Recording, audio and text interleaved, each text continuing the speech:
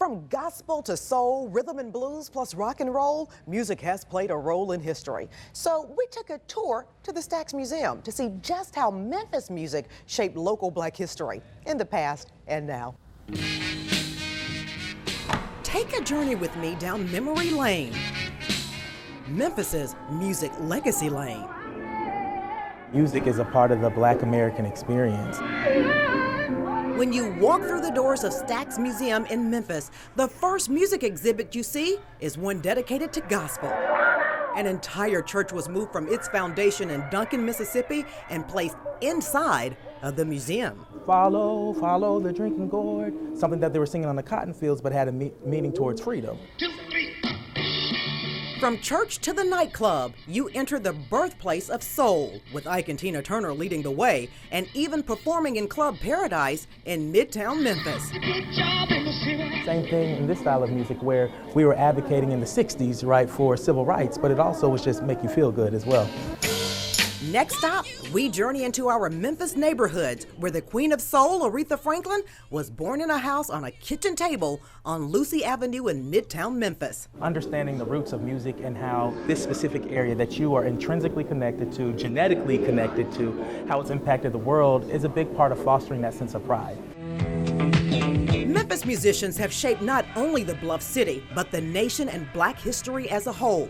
Nothing says it more than the Soul Train room inside of Stax, where host Don Cornelius often had several Memphis singers perform on his nationally televised show and take a twirl under the disco ball while dancing to disco music. There was something about it that made you want to move. The room has a rhythm of its own inside of Stax. Even I couldn't resist a whirl and twirl on the dance floor. One more.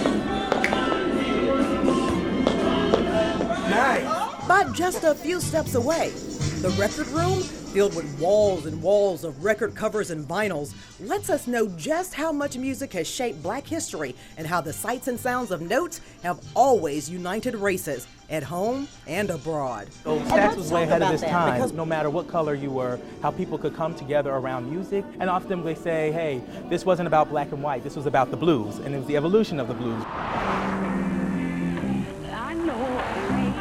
Peace, love, and Soulsville, dash, the art of healing. And I think that answers what music has always been for the black community, but more importantly, what music speaks to in terms of soul music. By the way, the Memphis Grizzlies and the Soulsville Foundation are bringing the worlds of basketball, music, and mentoring together for Stacktacular 2015. The big event is Saturday, February 7th. It starts at 7 p.m. and goes until midnight at the Stax Museum. For more information, just go to our website, localmemphis.com, and click the green Find It button. Katina, Rankin, Midday.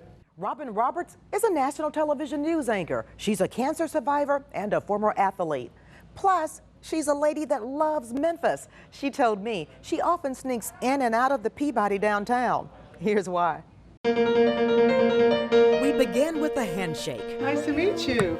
Katina, Rankin. WSMV alum. Yes. Then sat down to chat. Oh, it feels good. When you look at Robin Roberts, you may just see a national news anchor on television. We spent a lot of time there. I don't have to pay taxes yet, right? But Robin Roberts, as I found out, is much more. So what happened was, Some call her a pillar of strength, others a tower of hope. just slowly continued down the river. Not only has Robin reported news, she's become the news after fighting breast cancer in 2007. I have breast cancer, as my family here knows, my family at home knows. She underwent surgery, 8 rounds of chemotherapy, followed by radiation. When you got that diagnosis, what was the first thing that went through your mind? When you hear those words, you have cancer, you think you're going to die.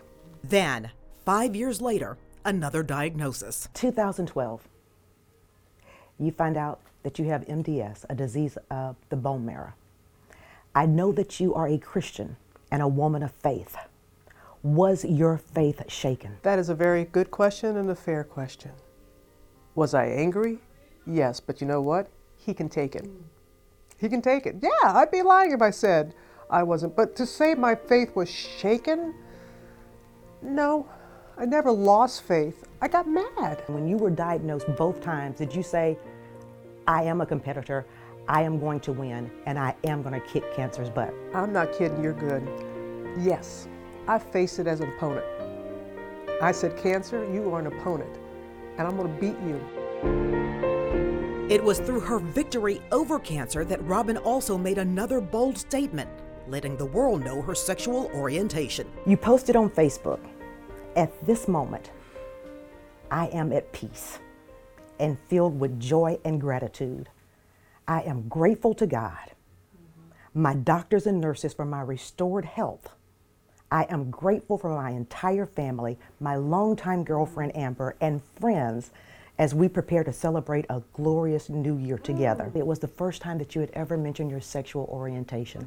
How difficult was it to tell your truth? It wasn't difficult at all because everybody who meant anything in my life had known for decades. Robin is not just a cancer survivor, and she's not just an anchor, an athlete playing basketball and tennis. She's a journalist, a real person that feels the hurt and pain of the community around her. That was evident in her reporting of Hurricane Katrina in her hometown and state, past Christiane, Mississippi. As a journalist, you see death and destruction almost every day. But you started crying, you wept. Where did that emotion come from? My mother was unable for health reasons to evacuate. So that emotion came from knowing that people were watching that morning, feeling what I had just felt. People were watching, wondering about their loved ones. And I knew the pain that they were going through. As our interview came to a conclusion, I had just a few more questions for Robin. Robin Roberts is. Blessed. My biggest fear is. I'm not afraid anymore. Awesome. I'm sorry. I'm not afraid anymore. I'm not fearful. Fearful of you making my eyelashes come off before I speak. Okay. Blank brings me the most joy. People bring me the most joy. God is. Good all the time. Well, let me just say, from one Mississippi woman to another Mississippi woman, thank you for taking time out of your schedule to chat with me. And as you phrased on ESPN, I'll leave you with this. Go on with your bad self. God bless you, Robin. Thank you.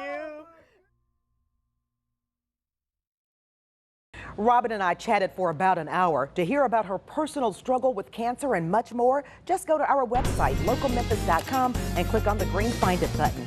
And remember, we love local good news. So if you have a local good news story you would like for me to cover, just send me an email to goodnews@localmemphis.com. You can also send me a message on our Facebook page. Find us at Local Memphis. Katina, Rankin. Good day, Memphis.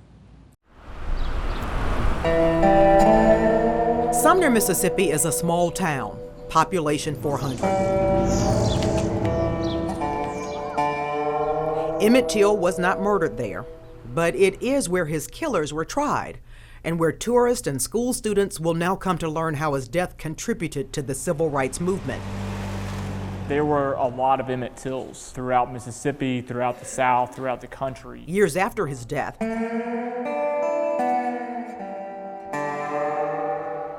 folks who live there still find it difficult to talk about the incident.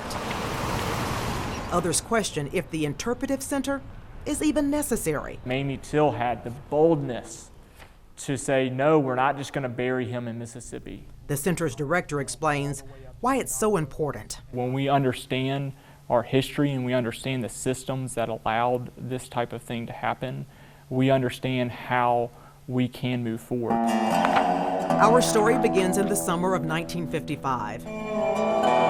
Emmett Till was 14 years old when he traveled from Chicago to Money, Mississippi. He came to visit his uncle, a preacher in the Mississippi Delta. Just 2 days after he arrived, Till skipped church to come here, Bryant's Grocery. A trip to buy candy went terribly wrong when he whistled at Carolyn Bryant. She was white and the store owner's wife. That whistle stirred up racism in the Deep South and sounded the alarm for a national civil rights movement. You see, in the Deep South, it was forbidden for black men to talk to white women. It was forbidden, really, for black men to even look at white women. But Emmett Till, he was a boy who knew nothing about the forbidden fruits of Mississippi. Hours after Till whistled at Carolyn Bryant, her husband, Roy Bryant, and his half-brother, J.W. Milam, decided the teen should be taught a lesson. In the middle of the night, they burst into his uncle's home, put a sheet over Till's head, and threw him into the back of a pickup truck. They drove Till to a barn in Drew, Mississippi. They beat and pistol whipped him. Next, they drove him to a shed behind Milam's home, which used to sit here in Glendora, Mississippi. They beat him some more, gouged out one of his eyes before shooting him in the head. They tied a 70-pound cotton gin fan around his neck and threw his body into the Tallahatchie River. Days later, fishermen found Till's body, bruised and disfigured, only recognizable by a ring on his finger. Roy Bryant and Milam were indicted for murder. The courthouse was packed for their trial. The all-white male jury acquitted them, said they did not believe white men should be given life in prison for killing a black man. Those men who sat in that chair didn't think they were doing anything wrong. Back in Chicago, Emmett Till's mother requested an open casket funeral. She wanted the world to see what happened to her son. In the weeks after his funeral, activists used the murder as a rallying cry for civil rights protest. Fast forward to 2015, the Emmett Till Interpretive Center walked students through every step of the teen's story and the impact of his death. It's a powerful thing to do, is to put yourself in someone else's shoes.